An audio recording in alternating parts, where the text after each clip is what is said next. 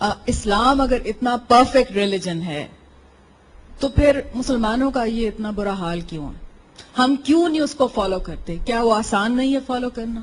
کیا ویسٹ میں جو ہمیں اسلام نظر آتا ہے، جو سچائی ہے، جو صفائی ہے، کافی حد تک مطلب ہم سے وہ بہتر ہیں ان چیزوں میں جو سوشل گڈز ہوتے ہیں، تو ہمارے اندر پھر کیا ہے؟ کیوں 30 سال کے بعد فوراً اسلام میں جو خرابیاں آ گئی تھیں وہ کیا وجہ ہے؟ If Islam is so perfect. آپ کے سوال کے دو حصے ہیں. ایک حصے کا تعلق تو اس بات سے ہے کہ اسلام اگر ایسا ہی جامع اور ایسا ہی کامل مذہب ہے تو ہم کیوں اس پر عمل نہیں کرتے؟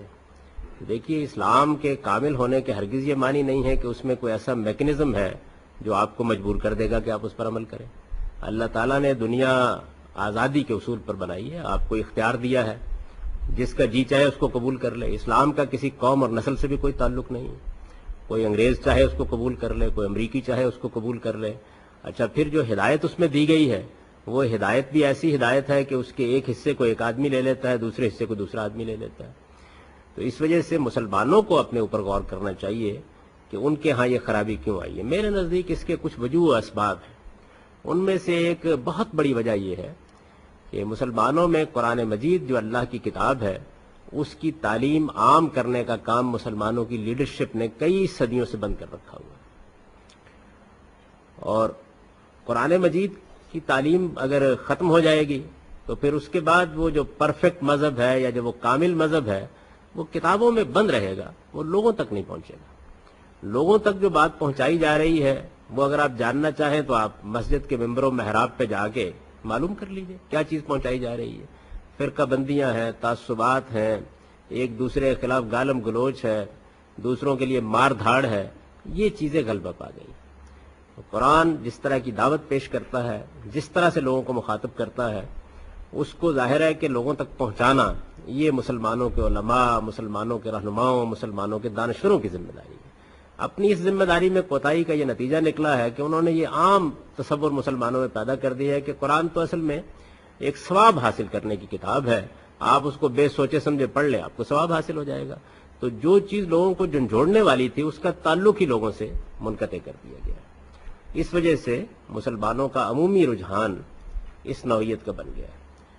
دوسری چیز یہ ہے کہ ایک لمبے عرصے تک چونکہ مسلمان قوم دنیا میں ایک سپر پاور رہی ہے، کم و بیش 1000 سال تک، تو آپ یہ جانتے ہیں کہ جب کسی آدمی کو دولت مل جائے تو اس کی اولاد کو بگڑنے سے بچانا بہت مشکل ہوتا ہے. تو مسلمان چونکہ اقتدار پر دنیا کے فائز رہے ہیں، تو اقتدار کی نفسیات نے ان کو اپنے گرد و پیش سے بے خبر کر دیا، اور یہ چیز ایک بڑا سبب بن گئی ان کے خدا، آخرت اور اخلاقیات سے بے نیاز ہونے کی. دنیا کے امتحان سے ان کو گزرنا ہی نہیں پڑا. اور اب جب وہ امتحان میں ڈال دیے گئے ہیں، اللہ نے ان کو مغلوب کر دیا ہے، ان کے جرائم کی سزا ان کو دینا شروع کر دی ہے، تو بجائے اس کے کہ وہ اپنا جائزہ لیں، اپنا تجزیہ کریں، ان کی پوری لیڈرشپ امریکہ کو گالیاں دینے میں مصروف ہے. یعنی وہ سازشوں کے تانے بانے تلاش کرنے میں مصروف ہے.